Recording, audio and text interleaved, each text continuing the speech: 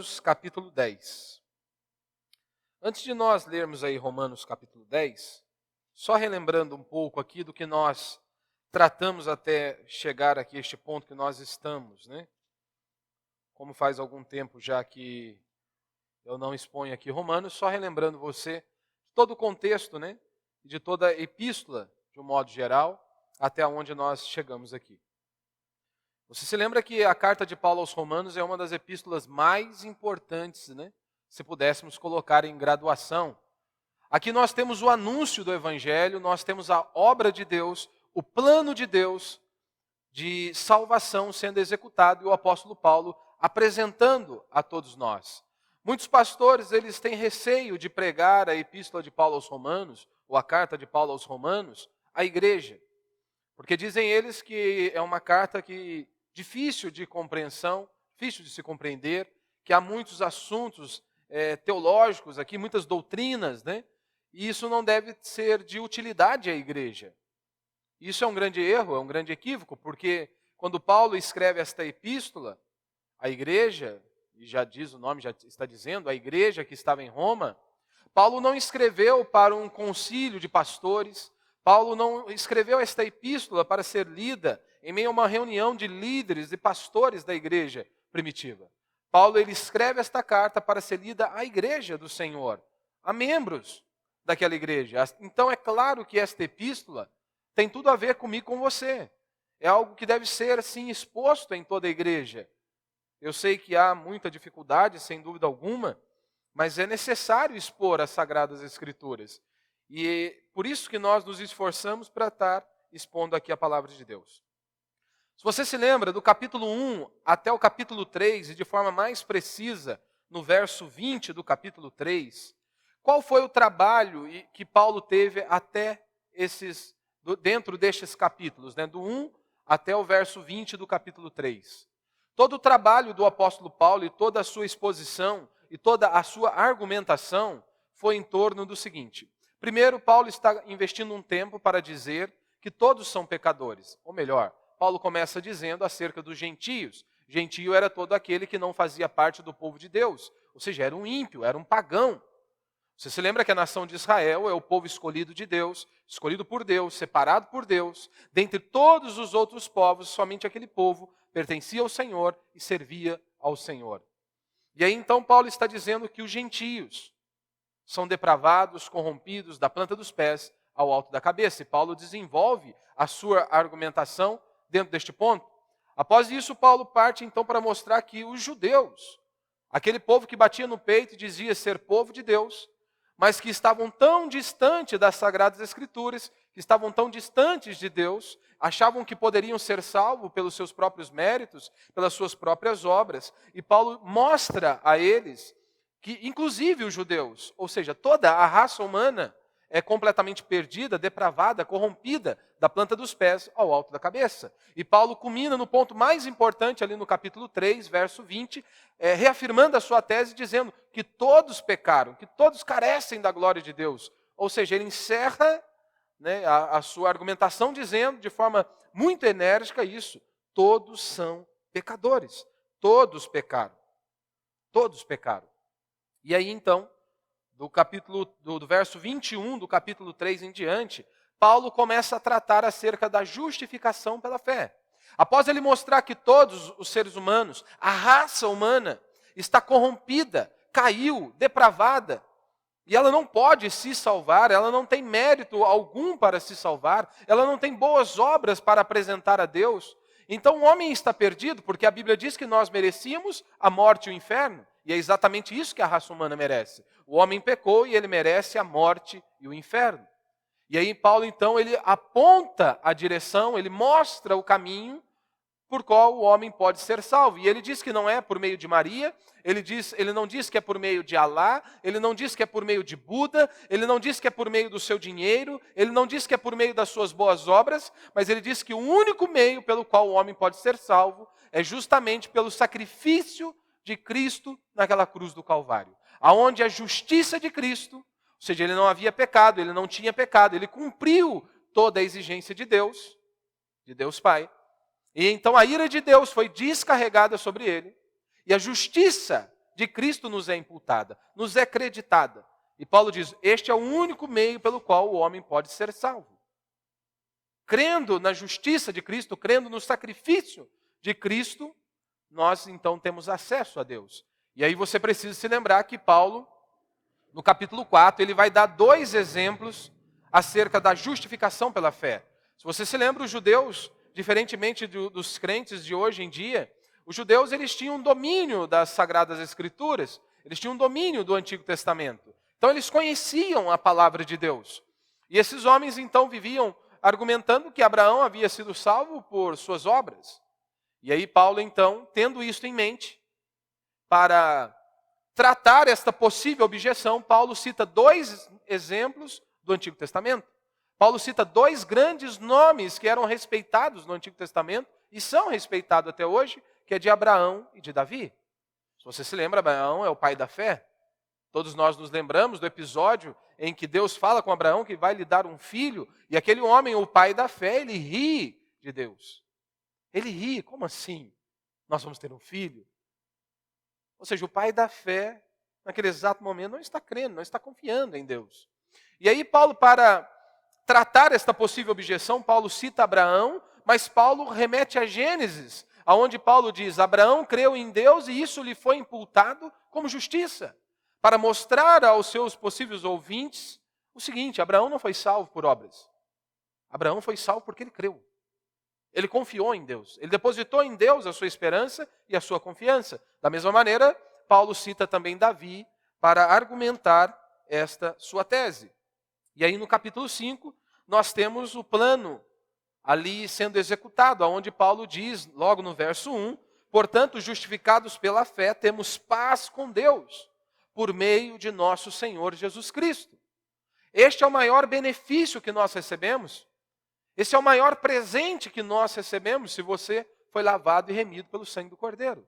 É nós termos paz com Deus, completamente diferente do evangelho anunciado em muitas igrejas evangélicas, aonde diz que a grande evidência de que você é abençoado, de que Deus te ama, de que Deus está com você, é muito dinheiro no bolso, é casa na praia, são muitas conquistas materiais. Esta é a grande evidência para eles. E é claro que isso é uma grande balela, porque se fosse assim, Deus então deveria odiar o apóstolo Paulo, porque Paulo termina a sua vida com os seus livros e sua capa.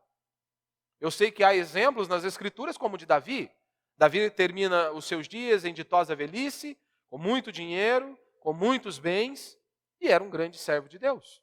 Mas da mesma maneira, nós temos muito mais exemplos, como o do apóstolo Paulo, que não deixou de ser servo de Deus, ou era menos servo de Deus do que Davi.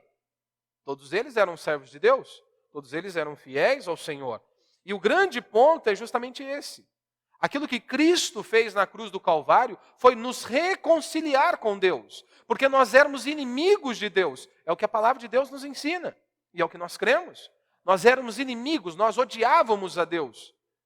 E aí, meu irmão, pense bem, se você tem um inimigo, um homem como seu inimigo, já é algo completamente terrível. Muitas vezes isso rouba a sua paz, tira a sua paz, você fica angustiado, fica aflito. Muitos têm medo do diabo. Deveriam temer a Deus. Porque a palavra de Deus diz, horrível coisa é cair nas mãos do Deus vivo. Jesus disse certa feita, olha, por que vocês temem aos homens, que podem apenas matar o vosso corpo? Vocês deveriam temer aquele que, além de matar o corpo, pode condená-los a uma eternidade de sofrimento. Então imagine você ter Deus como seu inimigo, você ser inimigo de Deus. A pior coisa para o ser humano é estar debaixo da ira de Deus. E Paulo diz que então a obra de Cristo quebrou esta inimizade que havia entre nós e Deus, esta barreira que havia entre nós e Deus, e nós fomos reconciliados por meio da obra de Cristo Jesus.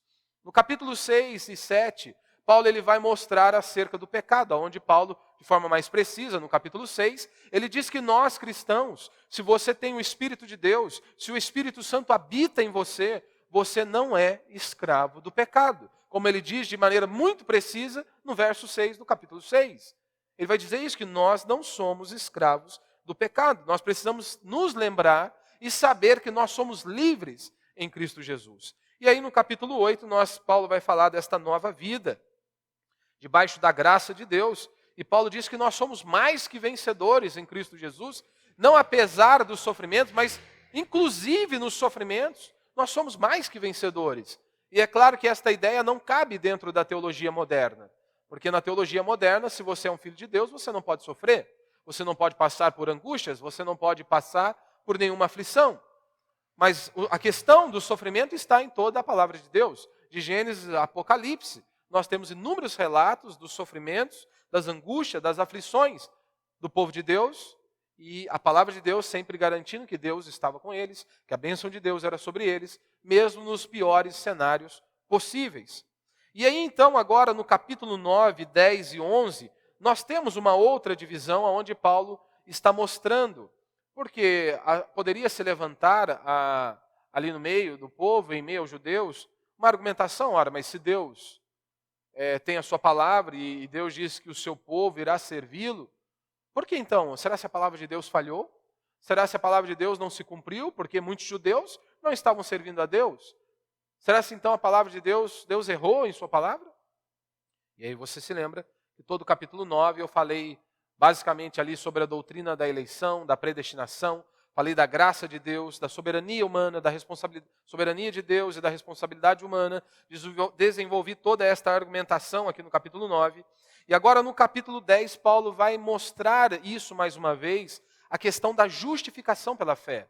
Aquilo que Paulo abordou no capítulo 3 e nos apresentou no capítulo 3 de maneira teológica, como diz Martin Lloyd Jones, Paulo agora no capítulo 10, de uma maneira pastoral, ele está apresentando mais uma vez, está desenvolvendo mais uma vez a doutrina da justificação pela fé. Que nós somos salvos única e exclusivamente pelos méritos de Cristo. Então agora no capítulo 10 e no capítulo 11, Paulo ainda vai tratar desta possível objeção que poderia se levantar ali no seio da igreja. Então a palavra de Deus falhou? Será se Deus ele não está no controle de todas as coisas? E é dentro deste contexto que nós estamos, né? Então agora vamos ler aí o capítulo 10, o verso 1 e o verso 2, que é o tema aí da minha mensagem hoje nesta noite. E Paulo diz: Irmãos, o desejo do meu coração e a minha súplica a Deus em favor de Israel é que ele seja salvo. Porque posso testemunhar de que eles têm zelo por Deus, mas não com entendimento.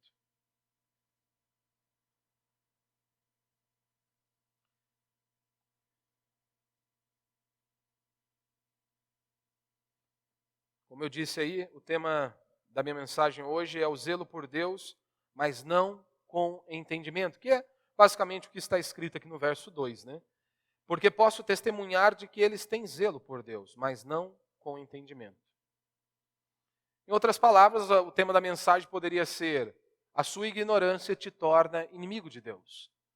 Muitas pessoas parecem ser extremamente piedosas, zelosas, e mesmo assim acabam se tornando inimigas de Deus. Então eu quero falar apenas 3 pontos nesta noite, de maneira breve.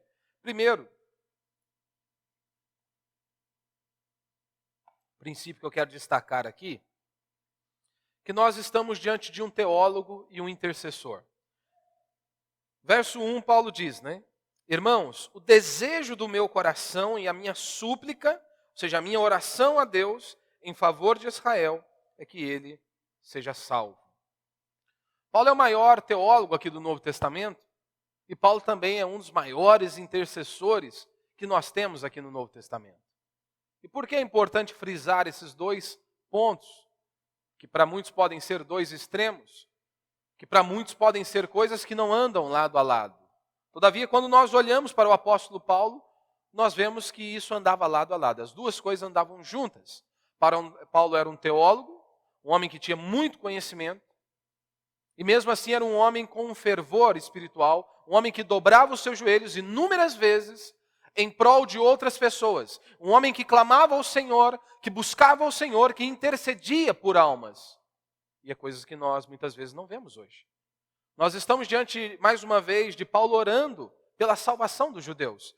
Quando você vai para a epístola de Paulo aos Efésios, quando você vai para Filipenses, constantemente você vê Paulo colocando-se de joelhos, buscando a Deus em prol dos seus irmãos, clamando para que a bênção de Deus estivesse sobre eles. Então nós estamos diante deste cenário, a oração de Paulo pela salvação dos judeus. O maior teólogo e o maior intercessor aí do Novo Testamento, se assim podemos colocar. Em nossos dias parece que isso mudou. Nós não conseguimos juntar essas duas coisas. Para muitos hoje, e este é um problema que nós, reformados, podemos cometer. Este é um erro que está muito próximo de nós. Porque hoje parece que ou você estuda, ou você busca conhecer as Sagradas Escrituras, ou você só ora. E nós, reformados, podemos cair aqui. Muitos reformados são assim. E talvez, como nós sempre dizemos, talvez sejam deformados.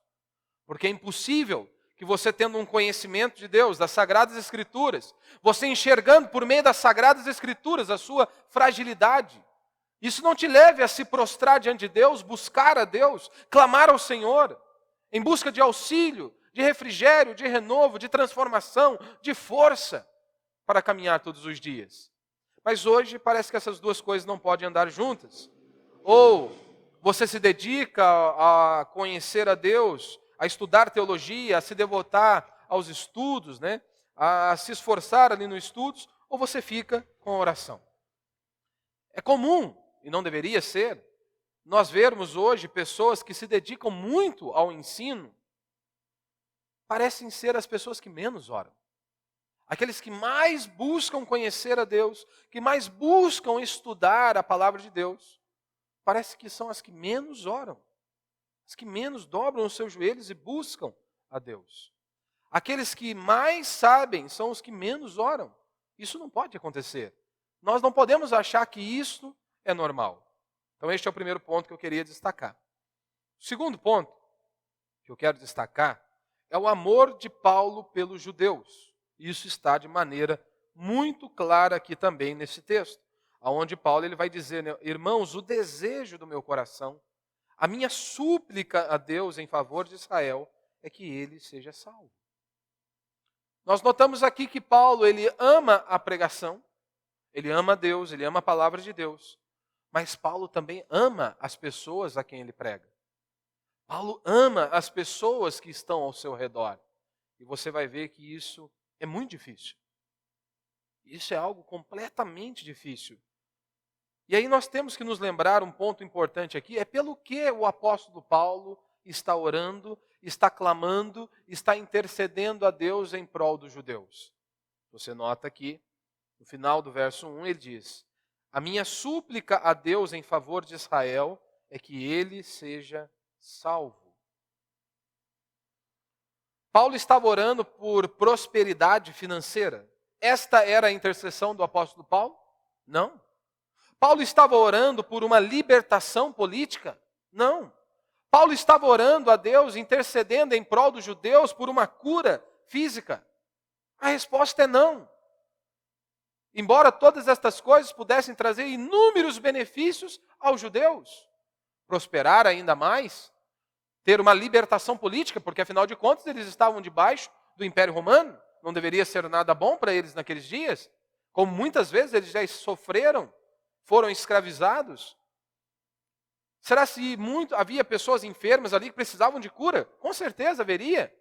Mas Paulo está dizendo que isto não era o ápice, isso não é a coisa mais importante que um ser humano necessita. Paulo está mostrando a nós que o que o ser humano mais necessita é que se ele está numa posição de inimigo de Deus, o que ele mais necessita não é uma cura física, não é uma prosperidade financeira, não é uma libertação política, mas ele precisa ter os seus olhos abertos, ele precisa ver escamas caindo, para que aquelas pessoas se arrependam dos seus pecados e busquem ao Senhor e sejam livres da condenação eterna. É isso que o apóstolo Paulo está dizendo. O desejo do meu coração é que vocês sejam salvos. Eu oro a Deus para que escamas caiam, para que a cegueira caia, e vocês possam enxergar ao único Deus vivo e todo-poderoso. Esse era o clamor do apóstolo Paulo. Paulo está orando pela salvação dos judeus. Veja que diferença da agenda do apóstolo Paulo para a agenda dos pregadores modernos. Basta você ligar a sua televisão ou ir a muitas igrejas evangélicas em nosso país, que você vai ver que a agenda desses homens é completamente diferente do apóstolo Paulo. Muitos líderes religiosos sequer falam da eternidade. Muitos líderes religiosos sequer falam em tormento eterno, em condenação eterna.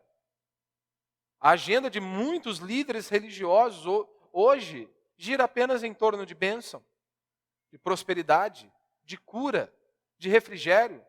Nós temos aí outros movimentos, né? De homens que estão preocupados apenas em massagear o ego da sua plateia. Ou seja, uns são pegos com relação ao bolso, querem prosperidade financeira. Outros estão ali para terem um ego massageado em suas pregações, ouvindo pregações que massageiam o ego e elas saem mais leves, continuam em seus pecados distante de Deus. Quem será que está certo? O apóstolo Paulo ou os pregadores modernos? Quem está certo? Qual o pastor que mais ama a sua comunidade, que mais ama o rebanho de Deus? É aquele que adverte acerca da eternidade? Aquele que diz, olha, você está indo rumo ao buraco, você está indo rumo à condenação eterna, se você não mudar de direção? Ou aquele homem que está apenas preocupado, falando aquilo que você quer, porque se eu falo o que você quer, há uma grande probabilidade de você contribuir financeiramente na igreja? Qual será que está certo? Eu prefiro ficar com o apóstolo Paulo. Um homem que está ali quebrantado e contrito diante de Deus, buscando ao Senhor, clamando ao Senhor. Meu irmão, pare e olhe para o apóstolo Paulo. Que homem de Deus é esse? Que santo ele era. Que cristão o apóstolo Paulo era. Como que ele se parece com o nosso Senhor Jesus Cristo? Pare e analise. Olhe para o apóstolo Paulo, observe as suas atitudes e as suas ações para com esse povo, para com os judeus. Quem eram os judeus? Meu irmão, aquele povo odiava o apóstolo Paulo. Quantas vezes eles queriam matar o apóstolo Paulo? Porque não entrava na cabeça deles como que ele diz agora apresentar uma doutrina, né? Uma nova doutrina, porque eles achavam que era nova, por isso que Paulo apresenta o exemplo de Abraão e Davi para dizer, olha, o que eu estou pregando, a doutrina da justificação pela fé, não é nova doutrina, não é uma doutrina nova, já está nas Escrituras, quem estabeleceu isso foi Deus. Mas eles não entravam na cabeça deles, como assim a salvação agora é de graça, pela graça, e todos podem ser salvos? Como assim gentios agora podem se achegar a Deus? Então eles não aceitavam a mensagem de Paulo. Eles ficavam loucos contra o apóstolo Paulo, queriam matar o apóstolo Paulo a todo custo. Se você conhece um pouco da história do apóstolo Paulo, você vê as inúmeras perseguições que este homem sofreu. Aquele povo odiava o apóstolo Paulo. E Paulo está orando a Deus com o coração contrito, quebrantado, pela salvação desses homens. Você consegue perceber? Isso aqui é a graça de Deus. Só pode ser a graça de Deus. Paulo ele não guarda nenhum ressentimento, porque muitas vezes nós tendemos a dizer, né? Ah, fulano nos machucou, fulano pisou no nosso calo. E aí a gente diz, não guarda nenhum ressentimento. Mas também não faz nada de bom em prol da pessoa. Aí não adianta. Você está errado do mesmo jeito. Paulo ele simplesmente ele não guarda apenas nenhum ressentimento. Paulo ele dá um passo adiante. Ele não apenas não nutre sentimentos negativos, de ódio, de rancor para com os judeus, mas pelo contrário, Paulo vai além. Paulo ele está preocupado com a salvação desses homens, com as almas desses homens. Mesmo depois de tudo o que eles fizeram para o apóstolo Paulo, ele está ali, colocado diante de Deus, dobrando diante de Deus, orando a Deus, intercedendo por aquelas pessoas que não mereciam. Mas por que ele faz isso? Porque Paulo enxergou a sua miséria, ele sabe que um dia ele estava nas mesmas condições que aqueles judeus, e a graça de Deus o alcançou, ele não merecia, ele perseguia a igreja do Senhor, e mesmo assim um dia o Deus, com a sua misericórdia, com a sua graça, o quebrantou, o transformou. Paulo então olhava para eles, ora, eu não merecia também, eu era inimigo de Deus, e Paulo está clamando a Deus. E aqui nós notamos, não é o meu tema, mas algo muito importante. Se há alguém que tinha um grande conhecimento sobre a doutrina da eleição, da predestinação, é o apóstolo Paulo. Você nota que o Paulo, ele não deixa de orar pelas pessoas? Que Paulo, ele não deixa de orar pela conversão de almas? Porque hoje um dos argumentos que nós ouvimos, não é? No meio de muitos reformados não, nós não precisamos orar. Nós não precisamos evangelizar. Deus tem os seus eleitos. Sim, claro. Paulo sabia disso. Será que Paulo não sabia disso? Será que Paulo não sabia que Deus tinha os eleitos entre os judeus? Claro que ele sabia. E mesmo assim, ele está ali prostrado diante de Deus, clamando por esses homens. Esse é um ponto que nós devemos pensar. Romanos capítulo 9, no verso 3, Paulo já tinha mostrado todo esse coração contrito e quebrantado diante de Deus pelos judeus, pelo povo de Israel. Meu irmão, Paulo, antes de falar da doutrina da eleição, da predestinação, Paulo ele diz, olha, eu preferia ser considerado um maldito, separado de Cristo, se possível fosse, por amor aos meus irmãos. Olha a diferença do apóstolo Paulo para muitos reformados hoje. O que muitos reformados fazem hoje? Eles vão para a internet para começar debates inúteis, muitas vezes, inúteis. Não com o desejo de ver pessoas serem transformadas pelo poder do Evangelho. Muitos reformados, ou pelo menos se intitulam reformados, vão para a internet para tentar destruir as outras pessoas com a sua argumentação. Eles vão para a internet para massacrar as pessoas que pensam diferente deles. O objetivo não é engrandecer a Deus, não é para a glória de Deus, não é para que olhos sejam abertos e para que escamas caiam. Mas é simplesmente mostrar o quão inteligentes eles são, o quanto que eles dominam a palavra de Deus, ou pensam dominar a palavra de Deus, mas querem massacrar as pessoas com seus argumentos. Este não é o coração do apóstolo Paulo, não é a motivação do apóstolo Paulo, não deve ser a minha e a sua motivação. A nossa motivação deve ser pregar o Evangelho. Paulo em nenhum momento ele deixou de pregar o Evangelho. Em nenhum momento Paulo olhou para os judeus e disse, vocês estão certos, pelo contrário. Paulo confrontava, como aqui no capítulo 10 ele vai dizer, vocês rejeitaram a justiça que vem de Deus. Mas Paulo tinha um coração contrito, quebrantado diante do Senhor, para anunciar a verdade. Você consegue perceber o grande coração de amor do apóstolo Paulo? Por pessoas que o odiavam, por pessoas que queriam matá-lo. Isso é normal, né? Que quando nós sentimos algo intensamente, nós vamos repetir aquilo, né? Por exemplo, né?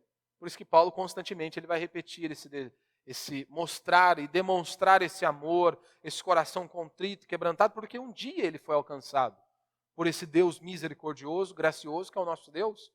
E então Paulo orava ao Senhor para que eles também pudessem ser alcançados pela graça do Senhor. Então, apesar desses homens terem tratado o apóstolo Paulo da maneira que eles trataram, uma atitude completamente abominável, Paulo se empenha ao máximo para encontrar pelo menos alguma coisa boa, para elogiar aqueles homens. E se fosse você, meu irmão? E se fôssemos nós? Pessoas que queriam nos matar, que querem destruir com a nossa vida, você vai procurar alguma coisa de bom neles para elogiá-los? Naturalmente falando, não. Paulo, no entanto, no verso 2, ele vai dizer isso, né? Porque posso testemunhar de que eles têm zelo por Deus. E ele diz, porém, não com entendimento. Mas Paulo diz, olha, eu posso testemunhar. Eu vejo isso neles.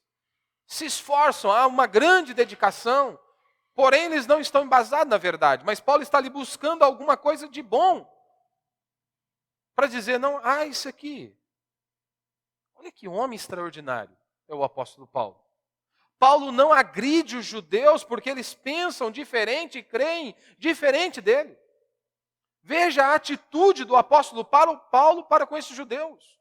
Paulo não tentou os massacrar, os destruir ou humilhar esses homens porque eles acreditavam de maneira diferente. Não, esse não é o desejo de Paulo. Paulo não estava pressionando aqueles judeus para tentar mostrar a eles e os humilhar, para estabelecer o seu ponto de vista. Essa não era a motivação e não era o coração do apóstolo Paulo. Paulo em nenhum momento ele faz isso. Tentar destruir Ou seja, diminuir aqueles homens para estabelecer o seu ponto de vista. Paulo deixa muito claro que a posição dos judeus era completamente errada. Paulo ele está se esforçando para mostrar a eles que o entendimento das escrituras que eles tinham estava equivocado e que eles estavam cegos. E aqui é um ponto importante. A sua ignorância pode te tornar um inimigo de Deus. A sua ignorância pode te tornar um inimigo de Deus. Porque se você se lembra, quem colocou Cristo no madeiro? Quem foram os maiores inimigos do Senhor? Foram os sacerdotes, foram os escribas, foram os fariseus, foram os líderes religiosos daquela época, que tinham muito zelo, porém não com entendimento. Se você se lembra, fariseu significa isso, santo, né? Um dos significados é isso, santo, separado. Como surge, né, os fariseus? Você se lembra? Como que nasce esse grupo? A ideia, quando surge o grupo dos fariseus, era justamente porque as culturas estavam se misturando. E aí então, eles com receio de ver o povo se perdendo, não, nós precisamos voltar para as escrituras. Nós não podemos nos contaminar. E aí então, vamos fechar. Nós não vamos nos contaminar. Nós não podemos deixar a cultura se perder. E aí então, surgem os fariseus. E a princípio algo bom. A princípio algo, muito zelo para com a escritura. Mas de repente eles começaram a querer ajudar a Deus. Como por exemplo a questão do sábado, né? Falei recentemente sobre isso. E então, eles olhavam para o sábado, e aí para que não pudesse existir alguma dúvida, né? Deus simplesmente dá um princípio. Os fariseus começaram a querer ajudar a Deus.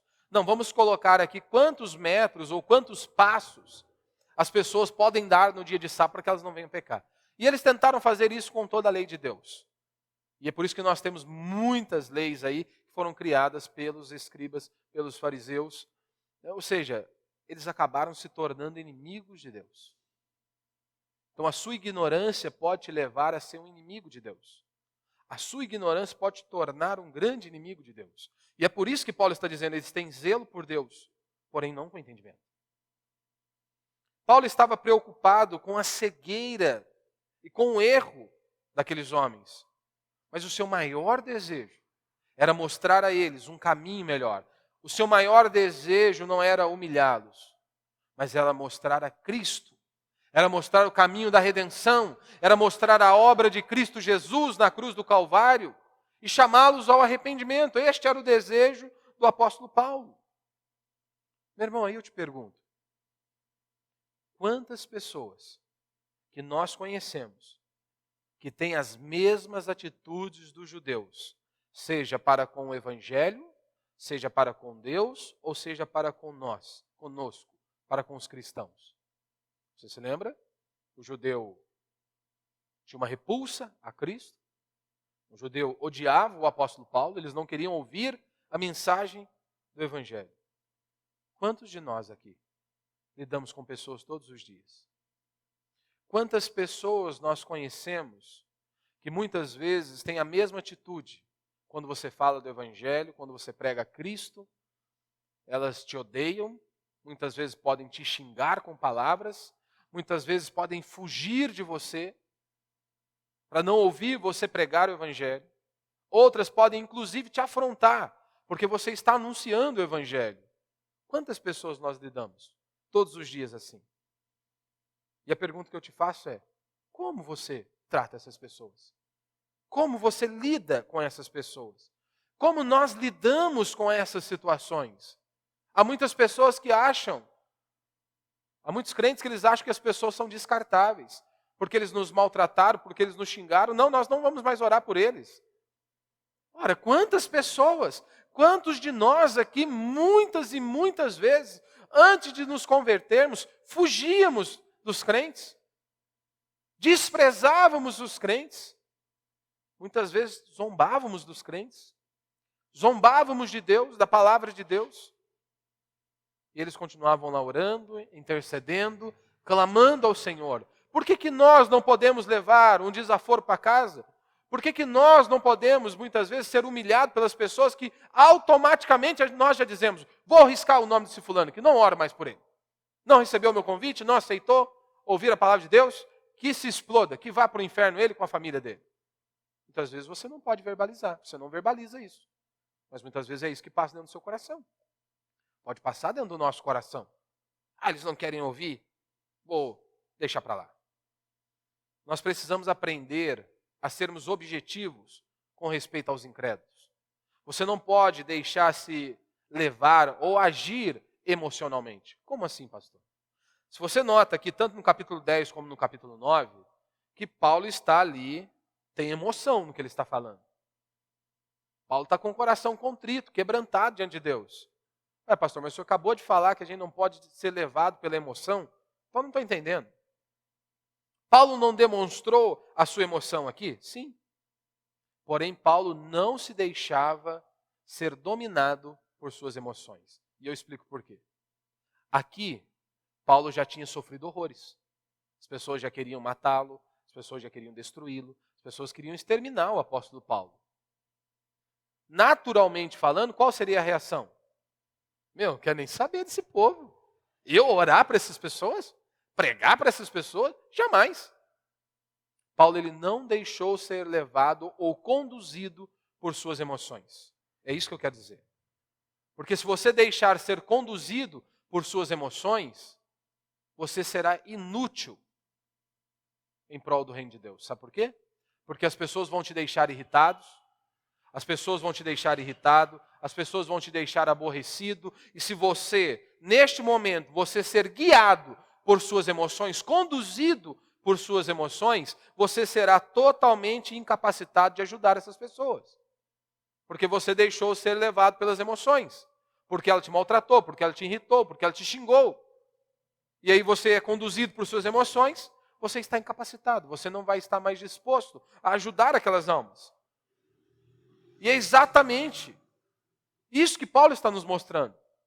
Ele continua insistindo, ele continua pregando o evangelho, ele continua buscando a Deus em prol daquelas pessoas.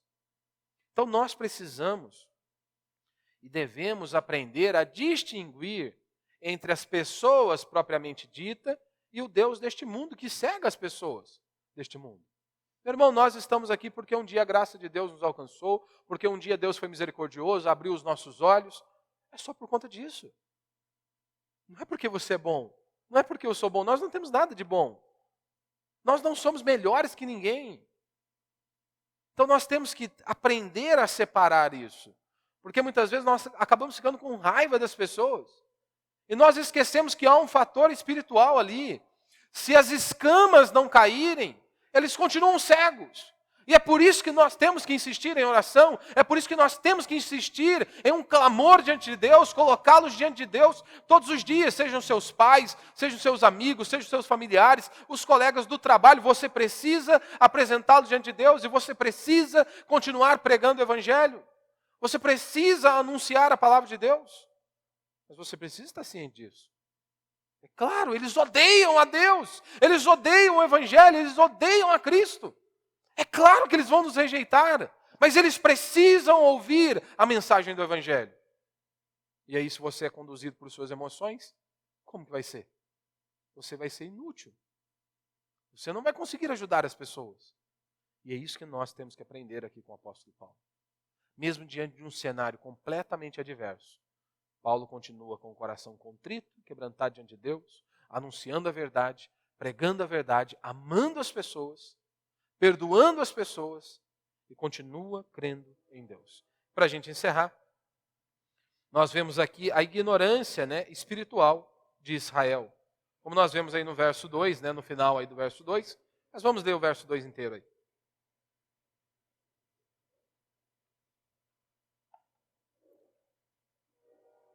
Paulo ele diz: porque posso testemunhar de que eles têm zelo por Deus, mas não com entendimento.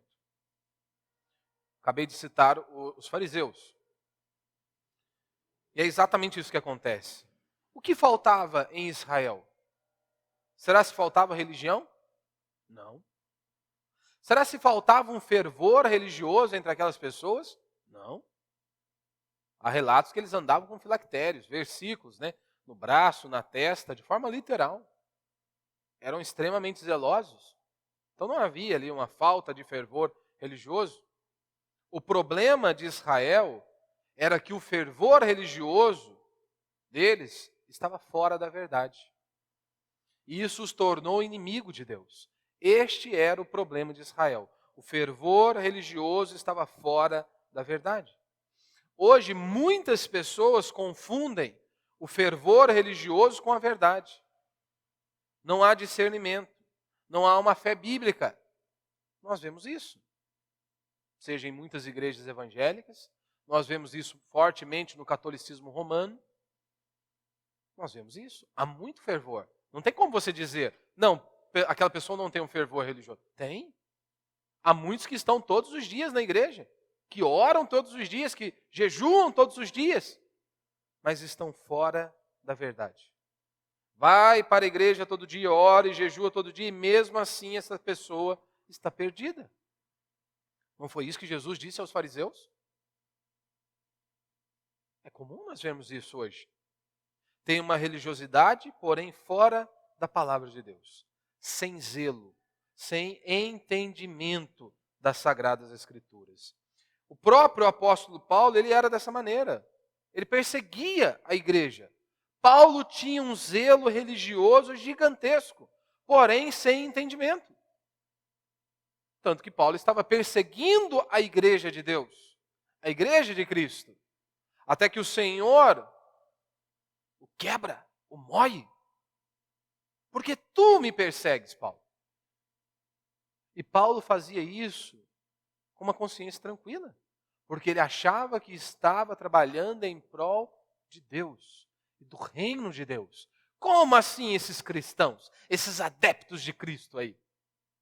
Como assim? Esse povo está se desviando da verdade. Havia muito zelo, havia muito fervor religioso.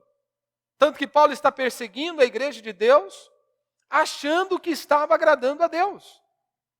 E hoje nós vemos isso muito em meio à igreja. E Paulo vai dizer aqui que o discernimento que lhes faltava era sobre a justiça de Cristo, né? Como ele diz aqui no verso 3, né? Pois não reconhecendo a justiça de Deus e procurando estabelecer a sua própria, não se sujeitaram à justiça de Deus. Meu irmão, muitos acham que podem ser salvos por suas próprias obras ou por seus próprios méritos, né? Mas isso é impossível. Se nós quiséssemos ser salvos pelas nossas próprias obras, teria que ser 100%. Ou seja, 99,9% não vale. Tiago vai dizer, se você transgrediu um mandamento, você é culpado. Acabou. Quem de nós aqui pode bater no peito e dizer que nunca pecou? Quem de nós aqui, do mais novo ao mais velho, pode bater no peito e dizer, eu nunca tive um pensamento impuro? Nunca cobicei aquilo que não era meu. Eu nunca menti. Quem pode dizer isso? Nenhum de nós. Nós nascemos pecadores, como Davi disse, nem em pecado me concebeu minha mãe. Carregamos a semente do pecado. Então um homem não pode se salvar. E Paulo estava tentando mostrar isso aos judeus. Vocês não têm boas obras. Vocês não podem ser salvos pelos seus próprios méritos. E vocês estão sendo rejeitados por Deus, porque vocês rejeitaram a Cristo, a justiça vinda de Cristo, que é a única e a suficiente, é a única que pode nos reconciliar com Deus Pai. Era isso que o apóstolo Paulo estava dizendo. Vocês estão debaixo da ira de Deus porque vocês rejeitaram a Cristo Jesus. A quem Deus justifica? O justo ou o injusto? Quando nós olhamos para a Escritura, nós vemos que Deus, ele justifica o injusto. Deus justifica o injusto. E aí pode surgir uma pergunta, não é? Mas é justo que o justo Deus, né? O Deus justo, é justo ele justificar o injusto? Alguém pode perguntar, não pode? Mas é justo? Você está a todo tempo dizendo que Deus é justo. Mas como que ele vai justificar o injusto? Sem deixar de ser justo. Na nossa lei humana isso é possível? É justo fazer isso? Claro que não. Na lei humana não. Mas como que Deus, sendo justo, justificou o injusto e continua sendo justo? Como pode isso? Porque a justiça que nos foi imputada não é a nossa própria justiça. A justiça que nos foi imputada foi a justiça de Cristo, o justo, aquele que não tinha pecado, aquele que não transgrediu a lei de Deus. E que lá na cruz do Calvário, como diz Isaías, ele levou sobre si os nossos pecados. O castigo que nos traz a paz estava sobre ele. Como Isaías vai dizer, agradou o Senhor moer o próprio filho.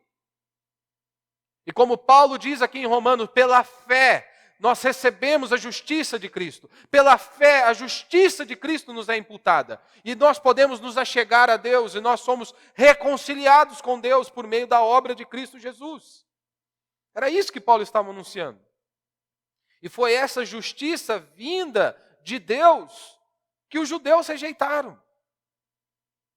A justiça de Cristo Jesus. E Paulo está mostrando isso a eles. Vocês estão errados. Eles achavam que eles poderiam ser salvos pelos seus próprios méritos. Tanto que em um determinado momento eles precisaram ouvir, olha, se Deus quiser suscitar dessas pedras, filho Abraão, ele vai suscitar. Por quê? Porque aqueles homens achavam que eles tinham bondade suficiente. Que eles eram melhores que as outras pessoas. Eles se intitulavam povo de Deus, mas eles estavam maquinando a morte do próprio Cristo. Como assim? Eles se intitulavam o povo de Deus e estavam longe de Deus. Viviam como ímpios, como pagãos. Não é isso que nós vemos em muitas igrejas, não é isso que nós vemos muitos que se intitulam cristãos, dizem ser filhos de Deus, povo de Deus, e vivem como ímpios, vivem como depravados. Se não houver arrependimento, estão condenados. Porque como vai dizer que é um filho de Deus e vive completamente diferente do que as Escrituras ensinam? Eu não estou falando que você não vai ter pecado, que você não vai falhar, que você não vai cair. A Bíblia tem vários exemplos, não é o meu tema, como o caso de Zacarias e Isabel. Os apresenta como um casal irrepreensível e temente a Deus. Quando o anjo diz a Zacarias, vocês vão ter um filho. Ele diz, mas como assim? Como assim? Ele duvidou. Ele duvidou. Mas era um casal que vivia de maneira irrepreensível. Eles não viviam na prática do pecado. Hoje muitos que dizem ser cristãos vivem na prática do pecado, pecam deliberadamente, sem culpa, sem peso algum. E continuam achando que são crentes. Continuam achando que são filhos de Deus. Os judeus eram assim. Os fariseus eram assim. Muitos homens viviam desta maneira. Muitos deles viviam assim. Então a nossa própria justiça, elas são como trapos de imundícia, meu irmão. As nossas próprias justiças são como trapos de imundícia. Não é isso que o profeta vai dizer? Se você se lembra, trapos de imundícia era realmente algo feio ali. Se você se lembra, quando a mulher estava no período dela lá de menstruação, era como aquele pano cheio de sangue, aquilo lá que ficava ali, que descartava os resíduos, aquilo que era chamado de trapo de imundícia. E o profeta está dizendo, as suas obras são como isso. As suas obras diante de Deus é como um trapo de imundícia. Porque nós não temos obras. Nós não temos boas obras para apresentar diante de Deus. Nós não temos nada para nos vangloriarmos diante de Deus. Então a nossa justiça, aos olhos de Deus, ela não é justiça. Porque para ser justiça tinha que ser 100%. 99,9% não é 100%. Já não é perfeito. Pecou, errou, transgrediu. Já não serve para mais nada. Porque mesmo a melhor da nossa justiça, ela não está limpa, elas estão com manchas. Então o problema de Israel, para a gente concluir aqui, o problema de Israel foi que eles pensaram, assim como muitos pensam hoje, que eles podiam ser salvos pela sua própria justiça, pelo seu próprio esforço, pela sua própria bondade, pelas suas próprias boas obras, e assim eles rejeitaram a justiça que vem de Deus. Hoje é comum, não é? As pessoas dizerem o seguinte, mas eu sou uma boa pessoa, eu não mato, não roubo, não estou me prostituindo, sou uma boa pessoa. Mas esse não é o padrão que Deus estabeleceu. Para você herdar a vida eterna, para você estar com Ele um dia, O padrão não é o traficante, o padrão não é a prostituta, o padrão não sou eu, o padrão não é sua esposa, não é o seu esposo, não é os seus pais, não são os seus filhos, o padrão é Cristo. E se alguém tiver a ousadia de olhar para Cristo e continuar impetulante, arrogante, qual é a saída? Não há saída. Se mesmo assim você olhar para Cristo e achar que há alguma bondade em você, ao olhar para Cristo você acha que pode mesmo apresentar algo a Deus, que você é uma boa pessoa? Não. Nós precisamos e só somos salvos pela obra exclusiva de Cristo Jesus. Pelos méritos de Cristo naquela cruz do Calvário, aonde Ele nos reconciliou com Deus Pai Todo-Poderoso. Que Deus nos dê graça, tenha misericórdia de nós, que o nosso coração seja assim como o do apóstolo Paulo. Nosso objetivo seja levar a mensagem do Evangelho, pregar o Evangelho com um coração cheio de amor, um coração contrito, quebrantado diante de Deus. Que nós possamos levantar um clamor, interceder a Deus pelas vidas, por vidas. Que esse seja o nosso desejo, que Deus nos dê graça para que nós possamos nos submeter à sua palavra. Amém?